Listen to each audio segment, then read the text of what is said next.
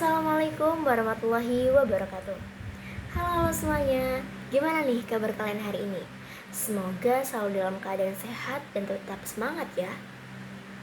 Selamat datang di video presentasi mata kuliah pengantar ilmu pendidikan yang akan membahas mengenai topik pendidikan keluarga bersama saya, Salwa Nandika Farizia, yang akan memandu jalannya kegiatan pada kesempatan kali ini. Nah, di dalam video ini kalian bisa melihat rangkaian kegiatan berupa pemaparan materi, sesi wawancara, dan penyampaian pendapat terkait topik pendidikan keluarga. Baik, tanpa berlama-lama langsung saja kita mulai dengan pemaparan materi. Bagi pemateri, waktu dan tempat dipersilakan. Baik, saya akan menjelaskan tentang peran orang tua dalam pendidikan di keluarga. Yang pertama yaitu membangun fondasi awal. Keluarga sebagai pendidik utama dan pertama bagi anak. Orang tua merupakan pendidik utama dan pertama bagi anak-anak mereka, karena dari mereka lah anak-anak mendapatkan pendidikan. Oleh karena itu orang tua menjadi teladan dan panutan yang baik bagi anak-anak. Contoh yang paling pertama untuk anak-anak adalah orang tua, sehingga apa yang dilakukan orang tua dan perilaku yang orang tua berikan kepada anak itu akan dicontoh kepada anak. Yang kedua yaitu membangun karakter pada anak. Seperti yang telah dijelaskan oleh teman saya sebelumnya, bahwa keluarga merupakan seseorang yang mendidik atau yang memberikan didikan kepada anak pertama kali. Nah, keluarga ini berperan pada membangun karakter pada anak. Orang tua perlu memperhatikan pertumbuhan karakter dan kepribadian dari anak. Yang membangun karakter dan kepribadian itu dari keluarga. Anak bisa meniru dari kepribadian orang tuanya dan karakter yang ditanamkan oleh orang tuanya kepada anaknya. Keteladanan dan kebiasaan baik harus ditanamkan sejak dini dan dimulai dari orang tua yang memberikannya, karena hal ini dapat mempengaruhi perkembangan karakter dan kepribadian pada anak. Jadi kepribadian yang baik itu ditanamkan dari keluarga yang baik juga. Maka dari itu baik dan buruknya anak dinilai dari bagaimana cara orang tua untuk membangun kepribadian pada anaknya. Terus yang ketiga yaitu membuat lingkungan aman dan sehat. Nah, di keluarga menjadi lingkungan yang paling sering dan paling lama beraktivitas di dalam suatu kehidupan pada anak. Nah, mulai dari bangun pagi hingga malam, paling banyak yang dihabiskan itu waktu bersama keluarga. Maka dari itu, keluarga harus bisa menciptakan lingkungan yang aman dan sehat. Selain dari orang tua, lingkungan kehidupan juga penting dalam mendidik anak. Orang tua perlu membangun lingkungan yang aman bagi anak-anaknya. Bisa berupa mengenai dukungan yang membuat anak merasa aman, serta yang lainnya, dan yang selanjutnya yaitu sehingga dapat terhindar dari lingkungan yang tidak sehat. Terbaik yang selanjutnya adalah menjadikan anak teladan dan berbuat baik. Setelah kita memahami bagaimana dukungan untuk membangun mental anak, selanjutnya kita akan membahas bagaimana teladan orang tua dan kebiasaan berbuat baik membentuk karakter anak. Yang pertama, orang tua sebagai contoh utama. Anak meniru apa yang mereka lihat setiap hari. Karena itu, orang tua menjadi contoh utama dalam membentuk perilaku anak, sikap, perkataan, dan tindakan. Kita akan menjadi acuan bagi anak kita nanti untuk meniru perilaku yang benar. Selanjutnya adalah perilaku baik di kehidupan sehari-hari. Menunjukkan perilaku yang baik secara konsisten sangat penting. Anak yang melihat orang tua sopan santun, menghargai orang lain, dan membantu sama akan menirunya secara abadi. Misalkan mengucap terima kasih. Lalu yang selanjutnya adalah anak meniru kebiasaan orang tua, baik yang positif maupun negatif. Jika anak sering melihat perilaku yang kurang baik, mereka bisa menirunya tanpa kita sadari. Karena itu menampilkan contoh yang positif itu sangat penting bagi kita. Lalu yang selanjutnya adalah pribadi yang berakhlak dan berpengaruh positif. Dengan kebiasaan berbuat baik, sejak dini anak akan tumbuh menjadi pribadi yang berakhlak mulia dan memberikan pengaruh positif bagi lingkungan sekitar. Mereka akan terbiasa peduli, bertanggung jawab, serta menghargai orang lain. Anak yang berkarakter seperti ini tidak hanya bermanfaat bagi dirinya sendiri, tetapi juga bagi lingkungan sekitar. Baik, selanjutnya berkomunikasi dengan efektif. Komunikasi yang baik dapat membantu anak terbuka terhadap orang tua. Sejak dalam kandungan, orang tua sudah harus berkomunikasi dengan bayinya, dan hingga sudah besar, komunikasi dengan anak sangatlah penting. Sebab komunikasi yang baik membantu anak merasa dekat dengan orang tua. Selanjutnya, mengembangkan minat dan bakat anak. Mengembangkan dan minat bakat anak adalah upaya mendukung serta melatih kemampuan yang dimiliki pada diri seorang anak. Orang tua sangat berperan penting dalam mengembangkan minat dan bakat pada anak, karena mereka lah yang sangat dekat dengan anak dan dapat menciptakan lingkungan yang positif. Dan juga orang tua perlu membantu mengembangkan minat dan bakat dalam anak-anaknya, perlu mengetahui apa minat yang diinginkan pada anak dan bakat apa yang berada dalam diri anaknya. Biarkan anak bereksplorasi agar anak dapat menyalurkan bakatnya dengan nyaman. Yang terakhir adalah berkolaborasi dengan sekolah. Selain lingkungan keluarga dan sekitar, lingkungan sekolah juga penting. Sekolah dapat memperkokoh fondasi pendidikan yang sudah dibuat oleh orang tua. Jadi, tidak hanya peran guru di sekolah, tetapi juga orang tua juga berperan dalam pendidikan dan prestasi anak-anaknya. Kolaborasi antara orang tua dan sekolah merupakan salah satu faktor penting dalam keberhasilan proses pendidikan. Hubungan yang harmonis dan saling mendukung antara kedua pihak dapat menciptakan lingkungan belajar yang lebih efektif bagi peserta didik. Kolaborasi ini tidak hanya mencakup komunikasi mengenai perkembangan akademik anak-anak, tapi juga keterlibatan orang tua dalam kegiatan sekolah, pemahaman terhadap kebutuhan belajar anak, serta dukungan dalam pembentukan karakter. Wah, terima kasih banyak kepada pemateri atas penjelasannya yang sangat-sangat informatif dan menarik pastinya. Selanjutnya kita akan menyimak sesi wawancara yang sudah kami lakukan bersama narasumber terkait topik pendidikan keluarga. Halo, selamat malam. Perkenalkan, nama aku Salma Farizia. Aku dari Prodi Pendidikan Bangsa dan Bahasa Indonesia Universitas Jember. Hari ini aku akan melakukan wawancara singkat mengenai kegiatan anak di rumah dan gimana sih pola komunikasi di dalam keluarga. Nah, wawancara ini tuh bertujuan untuk memahami bagaimana interaksi dan kedekatan yang terbangun antara anak dan orang tua di dalam kehidupan sehari-hari. Baik, saya ingin bertanya kepada kenalan ya. Oke, jadi kenalin, aku Rafika Ulfi Madani, biasa dipanggil Reva. Ini langsung dijawab. Boleh, aku tanya dulu dari. Jadi yang pertama, saat kamu berada di rumah, kegiatan apa sih yang paling kamu suka atau paling tidak kamu suka yang dilakukan bersama keluarga? Jadi kegiatan yang paling aku suka itu biasanya 2 minggu sekali atau 1 minggu sekali itu diajak sama ayah buat family time gitu, buat lebih mengenal dalam keluarga gitu.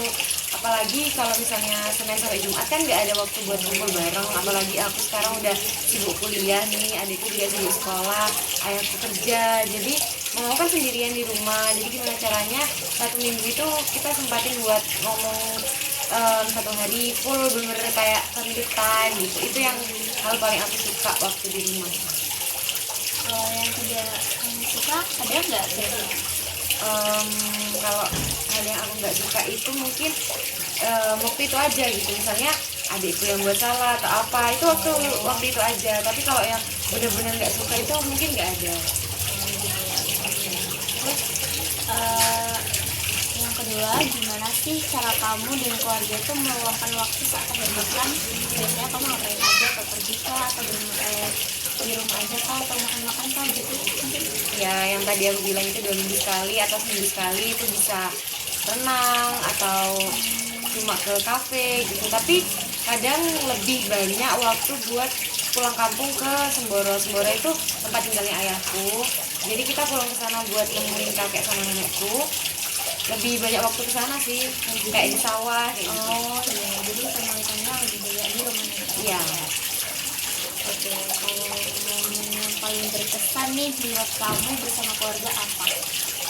Momen yang paling berkesan itu waktu mereka dengerin cerita aku sih, kayak saling tukar cerita itu yang bikin aku bukan cuma inget di dalam kehidupan aja, tapi di dalam hati gitu loh, kayak itu berkesan banget. Iya, itu berkesan buat aku, dan itu bikin aku jadi anak yang bisa ada di titik sampai sekarang ini, bisa buat pribadi aku lebih baik karena aku didengarkan gitu sama orang tua aku. Support lah. Ya, betul ya. Yang terakhir nih, ada nggak sih kata-kata cinta yang sering diucapkan orang tua kamu? Mungkin pas mau berangkat kuliah sih, semangat kakak, semoga kuliahnya tuh berjalan dengan lancar, nggak ada hambatan, bahkan di jalan pun selama sampai tujuannya gitu. Meskipun dari rumah ke UNED itu cuma 5 menit. Berarti yang ini ya, kayak apa ya? Doa juga dari orang tua tuh penting. Oke, terima kasih kepada Rafika karena sudah meluangkan waktunya dan bersedia diwawancarai. Wawancara ini sangat membantu saya dan kelompok saya dalam menyelesaikan tugas akhir mata kuliah pendidikan pengantar ilmu pendidikan. Semoga keluarganya selalu diberikan kesehatan, kebahagiaan, dan keharmonisan. Jadi wawancara saya sampai di sini saja ya. Terima kasih sudah menonton waktunya. Sama-sama. berbicara dengan ibu siapa ya? Boleh perkenalan? Nama sendiri ya. Ya ini. Oke, nama lengkapnya? Ini Fitrian itu. Oke, Ibu Yeni. Nah, hari ini aku sama teman-teman mau melakukan wawancara singkat dengan Ibu mengenai pola asuh dan komunikasi di dalam keluarga. Wawancara ini bertujuan untuk mengetahui bagaimana hubungan antara orang tua dan anak dari dalam kehidupan sehari-hari. Tapi sebenarnya terima kasih banyak ya Ibu sudah meluangkan waktunya untuk kita berkenan kami wawancarai. Jadi pertanyaan yang pertama itu, bagaimana sih cara Bapak dan Ibu menyelesaikan masalah dengan anaknya? Misalkan kalau lagi ada masalah itu bagaimana cara menyelesaikannya? Biasanya kita panggil anaknya, tapi selama ini yang bermasalah sih hanya kakak ini. Maksudnya kan semakin dewasa ya, Ya. jadi permasalahannya semakin banyak ya, semakin rumit. Iya, semakin kompleks permasalahannya. Kalau adik-adiknya kan ya kenakalannya ya seperti itu, masih anak-anak, masih bisa diatasi ya. Biasanya Normal lah, wajar kalau anak-anak. Kalau sudah dewasa kan semakin banyak pergaulannya, semakin banyak kegiatannya. biasanya setelah dipanggil itu apa ya itu kayak ngapain gitu? Ya kita ngomong-ngomongan lah, kayak teman, kayak orang tua gitu. Jadi setelah dipanggil anaknya kemudian dinasihati ya. Iya, dikasih, oh kita pernah muda seperti kakak gitu ya, nggak jadi, kita nggak semata-mata ini jadi tua gitu. Pernah juga seperti kakak kan, mengalami masa sekolah, mengalami main, mengalami kuliah juga, nggak langsung semata-mata jadi orang tua kan. Memang beda sekarang, katanya zaman apa? Zaman Gen Z.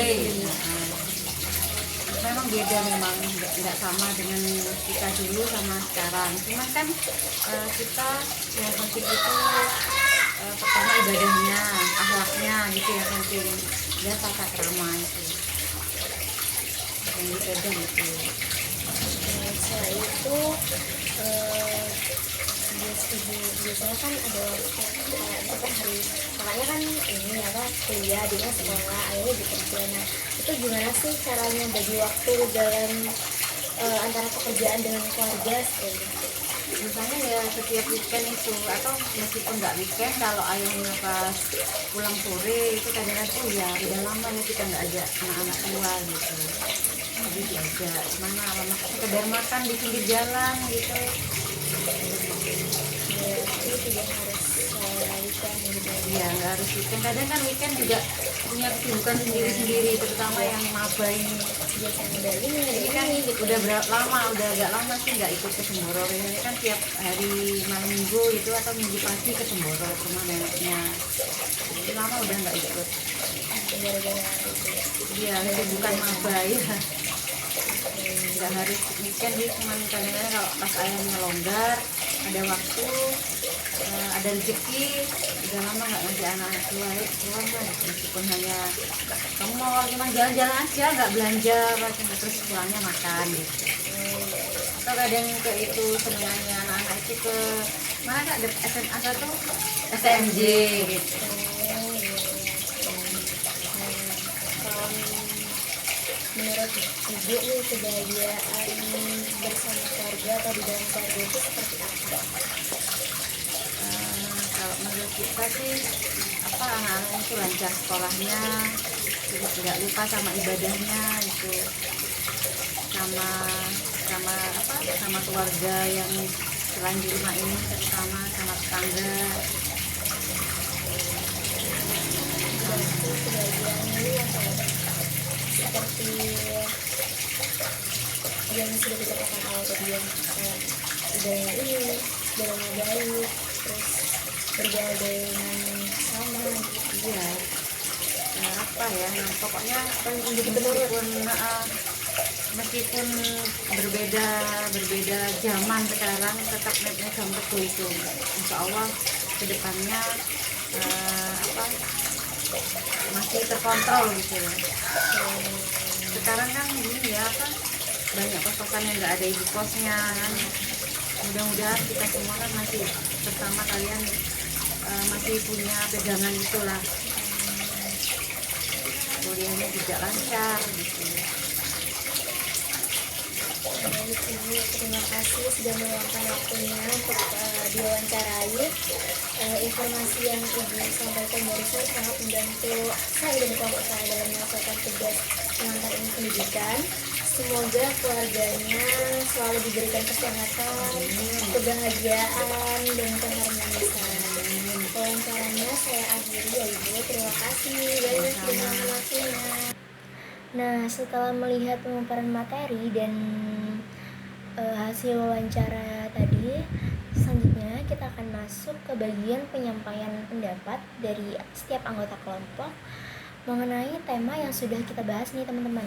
Nah, langsung saja kita dengarkan apa sih pendapat mereka. Yuk. Menurut saya pendidikan keluarga itu sangat penting karena dalam pendidikan keluarga, rumah adalah sekolah pertama dan orang tua adalah guru sejati yang paling berpengaruh pada anak. Keluarga atau orang tua adalah orang yang pertama kali memberikan nilai-nilai moral seperti kejujuran, tanggung jawab, dan empati. Nah, itu diajarkan melalui contoh nyata sehari-hari di rumah yang dilakukan oleh orang tua. Contohnya, ketika anak melihat orang tua meminta maaf saat melakukan kesalahan, disitulah anak belajar untuk rendah hati. Dan saat anak diminta untuk membersihkan mainannya, di situ anak diajarkan untuk bertanggung jawab atas barangnya sendiri. Keluarga juga mengajarkan cara mengelola perasaan pada anak. Di sekolah mungkin lebih fokus pada kecerdasan intelektual. Nah, di rumah itu adalah tempat lahirnya kecerdasan emosional, di mana anak belajar menghadapi frustasi, mengungkapkan emosi tanpa merusak sesuatu, dan merasakan kegembiraan. Itu sangat penting bagi kesuksesan anak di masa depan. Orang tua juga berperan sebagai motivator dan penyedia lingkungan yang kondusif untuk belajar. Keterlibatan orang tua dalam pendidikan anak seperti membantu pekerjaan rumah, menghadiri pertemuan sekolah itu secara signifikan meningkatkan prestasi akademik anak dan juga membantu anak merasa bahwa ia dihargai. Dan juga komunikasi yang baik kepada anak itu memberikan dampak yang positif sehingga anak dapat terbuka kepada orang tua. Bagaimana anak merasakan sesuatu hal di luar lingkungan keluarga dapat dibicarakan kepada orang tua sehingga anak tidak merasa tertekan atau merasa ia tidak mempunyai tempat untuk menyuarakan hatinya, seperti itu. Meskipun tidak dapat dipungkiri keberhasilan pendidikan keluarga ini 100%, tetapi alangkah lebih baiknya pendidikan keluarga tetap diterapkan. Dengan menerapkan pendidikan keluarga telah membuktikan bahwa orang tua telah siap secara fisik dan mental, serta membantu anak untuk mengarahkan juga membentuk pola pikir anak ke arah yang positif, sehingga anak mempunyai pemikiran atau pendidikan dari keluarga sebelum terjun ke masyarakat. Menurut saya, pendidikan keluarga adalah fondasi utama dalam tumbuh kembang seorang anak. Sebelum ia mengenal sekolah, sebelum ia mengenal interaksi di lingkungan luar yang luas, ia terlebih dahulu belajar dari orang-orang terdekatnya di rumah, yakni berupa keluarga. Inilah yang membuat pendidikan keluarga memiliki peran yang sangat besar, bahkan lebih besar dari apa yang kita bayangkan.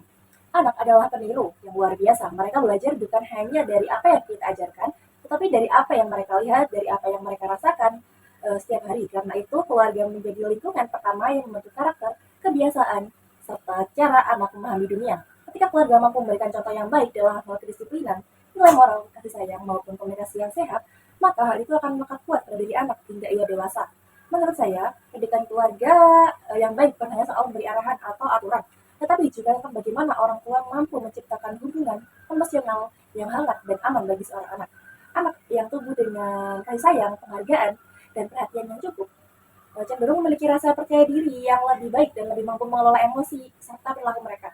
Inilah mengapa pola asuh yang positif dapat dan konsisten dalam keluarga sangat penting. Namun di sisi lain, kebalikannya, ketika pola asuh dalam keluarga tidak tepat, misalnya terlalu keras dalam mendidik seorang anak, terlalu memanjakan, kurang komunikasi, atau minim empati dalam sesuatu di lingkungan sekitar, hal ini dapat berdampak panjang pada perkembangan anak. Anak bisa tumbuh menjadi pribadi yang cemas, pemarah, rendah diri, atau bahkan kesulitan membangun hubungan sosial yang sehat. Karena itu, menjadi orang tua bukanlah hanya tentang membesarkan anak secara fisik, tetapi juga mendidik dari hati, pikiran, dan karakter mereka. Melalui pendidikan keluarga yang baik, anak belajar memahami nilai-nilai kehidupan, belajar membedakan mana yang benar dan mana yang salah, serta belajar bagaimana berperilaku dengan sopan dan bertanggung jawab. Semua ini menjadi bekal penting yang nantinya mereka bawa ketika mereka memasuki lingkungan sekolah, pergaulan, hingga kehidupan mereka di saat dewasa. Karena itu, saya percaya bahwa masa depan anak tidak hanya ditentukan oleh sekolah atau lingkungan luar, tetapi semuanya itu dimulai dari rumah, dimulai dari pendidikan keluarga, dari orang tua, dari pola asuh yang dihadirkan setiap harinya oleh orang tua. Pendidikan keluarga yang baik adalah investasi jangka panjang yang hasilnya akan terlihat sepanjang hidup anak. Baik, itu saja komentar pribadi dari saya. Kurang lebihnya mohon maaf. Saya ucapkan terima kasih. Nah, setelah aku memahami materi dan mendengarkan hasil wawancara, aku menyadari bahwa pendidikan keluarga itu tidak dapat dipisahkan dengan tumbuh kembang anak, karena peran keluarga itu sangat penting dalam menentukan bagaimana anak membentuk kepribadiannya, bagaimana anak memahami nilai-nilai moral, serta bagaimana cara mereka mengembangkan kemampuan sosial dan emosionalnya. Nah, di sini juga aku melihat bahwa komunikasi di dalam keluarga antara orang tua dan anak itu sangatlah penting, karena banyak sekali masalah yang muncul itu bukan karena kurangnya kasih sayang dari orang tua, tetapi kurangnya komunikasi yang terbuka di dalam keluarga tersebut. Maka dari itu, aku berpendapat bahwa orang tua juga perlu memahami pengetahuan tentang pola asuh yang baik, serta secara konsisten itu memberikan contoh yang positif kepada anak. Kenapa? Karena yang sudah dipaparkan di materi tadi, orang tua adalah contoh yang pertama kali dilihat anak. Seperti itu pendapat aku. Pendapat aku seperti itu sih. Pendapat saya mengenai pendidikan keluarga itu, pada dasarnya pendidikan keluarga itu adalah proses belajar yang paling awal dan paling dekat dengan kehidupan seseorang. Sejak kecil, sebelum mengenal sekolah atau lingkungan luar, anak lebih dulu belajar dari apa yang dilihat, dia dengar, dan rasakan di rumah. Di sini, pentingnya pendidikan keluarga bukan hanya dalam bentuk aturan atau nasihat, tetapi juga melalui contoh sehari-hari yang diberikan orang tua, cara berbicara yang sopan, kebiasaan membantu, dan bagaimana mengolah emosi saat marah, dan bagaimana memperlakukan orang lain, semuanya biasanya tumbuh dari kebiasaan yang bentuk dalam keluarga. Namun, jika melihat kehidupan nyata, tidak semua keluarga mampu memberikan pendidikan yang lengkap atau ideal. Ada orang tua yang sibuk bekerja sehingga jarang memiliki waktu luang untuk anak-anaknya, dan juga ada juga keluarga yang kondisi ekonominya sulit sehingga fokus utama itu lebih kepada bertahan hidup daripada memberikan pendidikan karakter yang struktur pada anaknya, dan juga bahkan ada keluarga yang tidak harmonis sehingga anak justru lebih banyak belajar dari lingkungan luar daripada dari rumahnya sendiri. Karena itu, pentingnya pendidikan keluarga bukan berarti semua orang pasti mendapatkannya secara sempurna. Walaupun begitu, apapun bentuknya, pendidikan keluarga ini memberikan jejak awal yang mempengaruhi cara seseorang tumbuh dan memandang dunia. Anak yang terbiasa didengarkan cenderung tumbuh lebih percaya diri. Anak yang sering dimarahi tanpa penjelasan biasanya tumbuh lebih sensitif atau tertutup. Meskipun sekolah, teman, dan pengalaman hidup bisa memperbaiki atau mengubah seseorang, fondasi dari keluarga ini tetap menjadi titik awal yang sulit dihapuskan gitu. Pada akhirnya, pendidikan keluarga adalah bagian penting dari perjalanan hidup seseorang.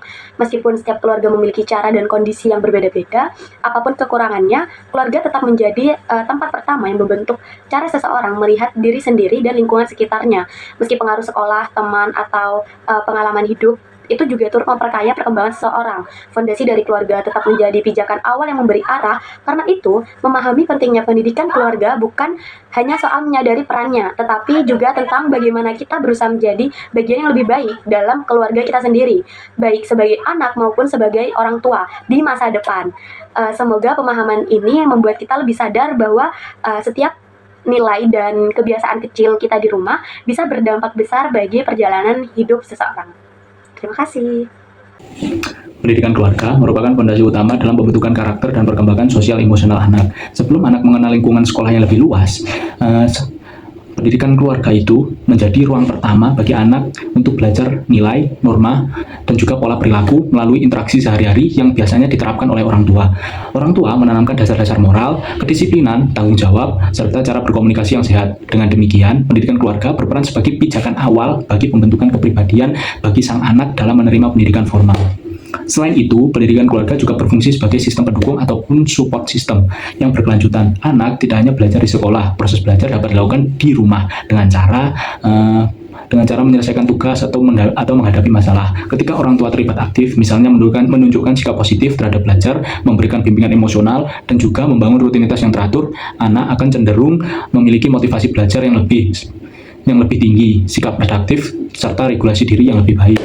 Pendidikan keluarga juga penting untuk mencegah masalah perilaku dan meningkatkan kesejahteraan psikologis. Nilai kasih sayang, komunikasi terbuka, serta pola asuh yang konsisten membuat anak merasa nyaman dan dihargai.